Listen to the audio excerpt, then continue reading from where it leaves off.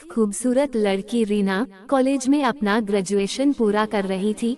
तभी उसकी मुलाकात एक लड़के रोहन से होती है।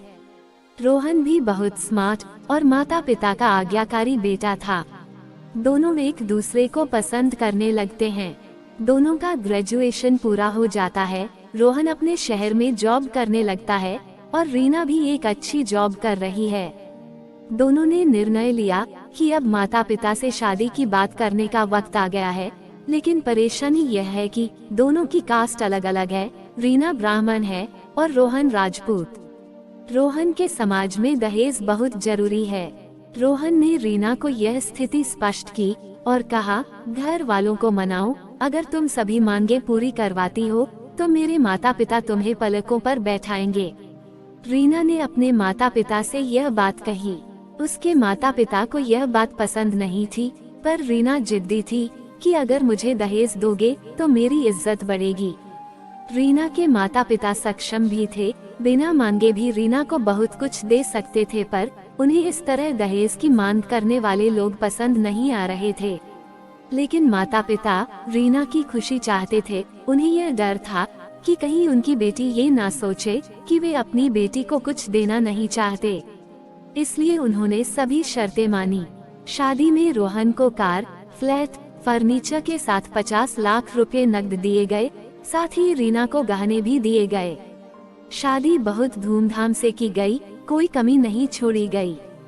रीना को मन ही मन यह गुमान था कि कास्ट अलग होने के बावजूद माता पिता ने उसकी शादी ससुराल के हिसाब से की। उसको विश्वास था कि उसे बेटी बनाकर रखा जाएगा। उसे वही प्यार दिया जाएगा जो उसके माता पिता ने दिया, क्योंकि उसने अपने ससुराल का मान रखा है। रीना ने अपने घर से ससुराल विदा ली। ब्राह्मण कन्या राजपूत घर की बहू बनी। ससुराल में बहुत ज्यादा पर्दा प्रथा थी। बहू को मनचाहा खाने तक की स्वतंत्रता नहीं थी। कितनी भी भूख क्यों ना हो, घर की बहू सबके खाने के बाद ही खाएगी। यहाँ तक कि उसे घर के पुरुषों के सामने बैठने तक की इजाजत नहीं थी। रीना ने इस बात पर एतराज दिखाया, पर उसकी किसी ने न सुनी। रोहन ने भी यह बोलकर मुंह फेर लिया कि ये तो परंपरा है। रीना को जो गुमान था वो धरा का धरा रह गया। उसे अपने माता पिता की बात याद आई। जब उन्होंने समझाया था तो वो उनसे बहुत लड़ी थी। उसने ससुराल में बात करने का फैसला किया। रीना ने अपने सास, ससुर और पति से बात की, लेकिन उन्होंने नहीं सुनी और उसे बहुत बेरहमी से पीटा गया।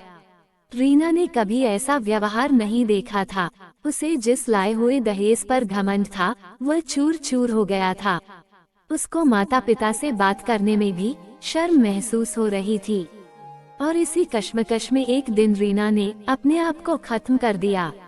माता पिता को जब यह पता चला तो उन्हें अपनी गलती का एहसास हुआ कि वक्त रहते समझा होता तो बेटी साथ होती।